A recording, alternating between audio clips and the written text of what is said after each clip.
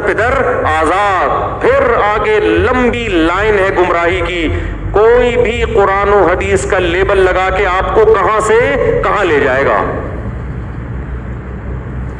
کہاں سے کہاں لے جائے گا. میرے تو بہت سے دوست اہل حدیث ہیں, میں ان سے کہتا ہوں ٹھیک ہے آپ قرآن و سنت کو فالو کر رہے ہو, امت سے ہٹے نہیں ہو.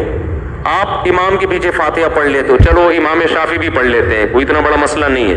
آپ رفع الیدین کر رہے ہو, چلو امام احمد بن حنبل امام شافعی بھی رفع الیدین کے قائل. یہ اختلاف اسلام سے باہر نہیں ہے, یہ اندر ہی ہے, اس اسلام کی باؤنڈری کے اندر ہی ہے. لیکن آپ کے بیسک اصول کیا ہیں؟ شافعی تو پابند ہے, وہ کہے گا بھائی میں سب چاروں فقہ کو صحیح سمجھتا ہوں, فقہ شافعی سے باہر نہیں نکلوں گا. وہ تو پابند ہے, اس کی اولاد گمراہ نہیں ہوگی. ہونی ہوتی تو 1300 سال ہو گئے نا امام شافعی کے فقہ کو مدون ہوئے, 1200 سال ہو گئے, تو اب تک گمراہ نہیں ہوئے. اگر کوئی بدعتیں آئی ہیں تو وہ شافعی فقہ کی وجہ سے نہیں آئی ہیں, وہ ویسے ہی اس کے قانون غلط نہیں ہے. حنفیوں میں اگر کوئی بدعتیں آئی ہیں تو فقہ حنفی کی وجہ سے نہیں آئی ہیں, وہ تو بدعتیوں کی وجہ سے آئی ہیں. یہ کوئی لوگ بدعتی ہو گئے, فقہ حنفی تھوڑی بدعت سکھا رہا ہے, اسی طرح نہ فقہ مالکی سکھا رہا ہے. لیکن میں اہل حدیث بھائیوں سے کہتا ہوں یار آپ ٹھیک ہے, آپ کی حد تک سمجھ میں آ رہا ہے, آپ کے جو اختلافات ہیں وہ امت سے ہٹ کر نہیں ہے, کہیں نہ کہیں مل جاتے ہیں. لیکن آپ آگے نسل کو روکو گے کیسے؟ قرآن و حدیث کے نام پہ تو غامدی بھی قرآن حدیث کی بات کر رہا ہے, اور مشہور زمانہ وہ بھی قرآن حدیث کی بات کر رہے ہیں. قرآن حدیث کے نام پہ حضرت معاویہ کو برا بھلا کہنا شروع کر دیا. قرآن حدیث کے نام پہ امت کے اجماعی مسائل کا انکار شروع کر دیا. لوگوں نے, اہل حدیث نے قرآن حدیث کا لیبل لگایا, 3 طلاق کو ایک کہنا شروع کر دیا. کتنا امت کو گمراہ کیا, کتنی لوگوں کے ناجائز جو طلاقیں ہو چکی تھی ان کو کیا کر دیا, جوڑ دیا رشتوں میں. اب اہل حدیث جو زیادہ اسٹڈی کر رہے ہیں وہ کہہ رہے ہیں یار یہ کیا ہے, غلطی ہوئی ہم سے, 3 تو 3 ہوتی ہیں. اب اس فتوے کو بھی چھپا رہے ہیں. اب اگر کوئی اہل حدیث میں بڑے عالم کی رائے چینج ہوتی ہے کہ یار یہ 3 کتنی ہوتی ہیں 3, اب وہ اپنے کھلے عام رائے کا اظہار نہیں کرتے. وہ ان کو پتا ہے بھائی یہ تو بڑا مسئلہ ہو جائے گا, ہم نے اتنے فتوے دے کے لوگوں کے حرام رشتوں کو آپس میں جوڑ دیا ہے, اب کیسے رجوع کریں. اہل حدیث میں حافظ زبیر علی زئی 3 کو 3 کہتے تھے, چھپا کے کہتے تھے.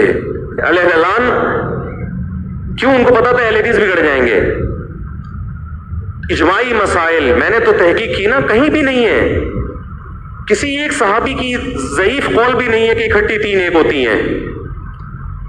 تو آپ کیا ہے, آگے جو نسل ہوگی نا وہ قرآن حدیث کے نام پہ کیا ہو جائے گی, بے لگام, شتر بے بہار, داڑھی کا انکار, کوئی سود کا انکار کرے گا. غامدی صاحب نے سود کے مسائل میں کیا کر دی ہے, چینجنگ.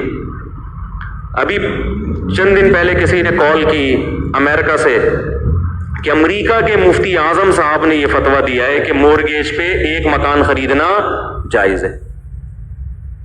مورگیج پہ 1 مکان خریدنا کیا ہے, کیونکہ 1 مکان آپ کی ضرورت ہے. مورگیج سودی قرضہ نا, سودی قرضہ لے کے. میں نے کہا بھائی مکان ضرورت ہے, اپنا مکان ضرورت, یہ کون سی حدیث میں آیا ہے کہ اپنا مکان ذاتی ضرورت ہے؟ کرائے پہ اگر کوئی رہ سکتا ہے تو سودی قرضے پہ مکان بولو نہیں لے سکتا وہ. لیکن فتویٰ آ گیا, اور فتویٰ بھی مفتی اعظم امریکہ. اب کیا پتا چلے گا یہ صاحب مفتی اعظم ہیں بھی کہ نہیں ہے, یہ فیصلہ کون کرے گا بیٹھ کے؟ کوئی بھی کسی کو مفتی لگا دے, مفتی اعظم لگا دے, محدث لگا دے, شیخ الحدیث لگا دے, محقق لگا دے, گورنمنٹ کی طرف سے کوئی پابندی. لوگوں کو پتا کیا چلے گا کہ بھائی کس کا فتویٰ قرآن و سنت کے دلیل ہر ایک کے پاس ہے. آپ کہو گے ہم خود فیصلہ کریں گے, خود فیصلہ کرتے تو پھر خود ہی مفتی ہوتے نا, پھر کسی سے فتویٰ کیوں لے رہے ہو جا کے, پھر تو خود اسکالر ہو. آپ میں یہ صلاحیت ہے تجزیہ کرنے کی. تو ہم جو کہتے ہیں نا ایک فقہ کو فالو کرو, خدا کی قسم اسلام کو بچانے کے لیے, فقہ حنفی کو بچانے کے لیے نہیں کہتے ہم, کیونکہ اگر نکل گئی امت آگے, امت کا بیڑا غرق, تباہ و برباد ہے. میرے ساتھ ایک سفر میں ایک حنفی عالم تھے. سفر میں وہ 2 نمازیں اکٹھی پڑھ رہے تھے, ظہر بھی اور عصر ملا کے, اور مغرب عشاء ملا کے.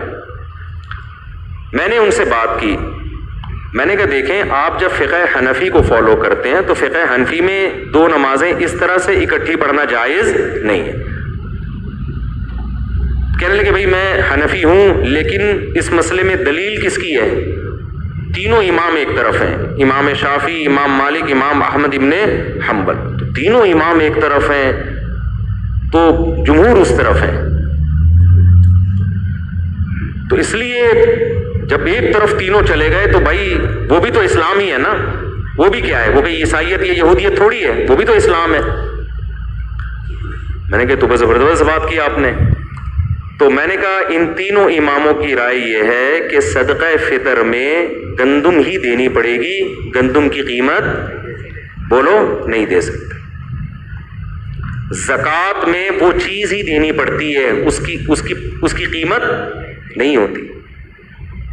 عشر میں وہ پیداوار ہی دینی ہے. یہ تو صرف امام ابو حنیفہ کے نزدیک ہے کہ گندم کے بجائے اس کے پیسے دے دو، جو کے بجائے اس کے پیسے دے دو، زکوٰۃ میں بھی سونے کے بجائے کیش دے دو، عشر میں بھی یا تو وہ پیداوار دے دو یا اس کی قیمت.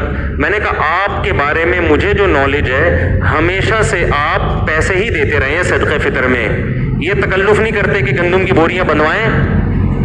پھر قسم کے کفارے میں بھی تمام ائمہ کے نزدیک کھانا ہی کھلانا ہے، پیسے نہیں. اور روزے کے فدیے میں کھانا کھلانا ہے، یہ جو پیسے دیے جاتے ہیں یہ نہیں ہے. تو میں نے کہا کہ ادھر بھی تینوں امام ایک طرف ہیں اور کسی حدیث میں بھی ہمیں پیسوں کا تذکرہ نہیں ملتا. آئی بات سمجھ میں؟ پیسوں کا تذکرہ نہیں ملتا. تینوں امام ایک طرف. وہاں آپ ڈنڈی کیوں مار رہے ہو بھائی؟ پھر وہاں آپ کیا کر رہے ہو کہ ابے کون گندم کی بوریاں بنوائے گا، بیٹھ کے پیسے پکڑو، رسید کٹاؤ، پتلی گلی سے نکلو. میں نے کہا وہاں یہ تکلف کی کیا ضرورت ہے؟ اب جب یہاں پھنستے ہیں نا لوگ تو پھر کہتے ہیں بھائی دلیل. پھر کس پہ آتے ہیں کہ یار دلیل سے بات ہوگی، دلیل کی بات ہوگی. میں نے کہا چلے پھر دلیل پہ بات کر لیتے ہیں. میں نے کہا پہلی بات تو یہ ہے کہ یہ پیسے دینا کس حدیث سے آتا ہے؟ یہ جو امام حنیفہ کہتے ہیں گندم کے بجائے گندم کی قیمت دے دو، اس پہ تو کوئی حدیث، یہ تو امام ابو حنیفہ کا اجتہاد ہے. انہوں نے کہا یار مقصد غریب کی خدمت ہے نا. امام حنیفہ نے اجتہاد کیا نا کہ بھائی آٹا تو ایک معیار ہے. آپ کہہ سکتے ہیں نا کہ شریعت میں جب غریب کی خدمت تھی تو اسلام پیسے ہی کا کہہ دیتا، تو پیسے تو اوپر نیچے ہوتے رہتے ہیں. شریعت نے معیار اس چیز کو رکھا ہے جو ہر زمانے کی ضرورت ہے. گندم کو معیار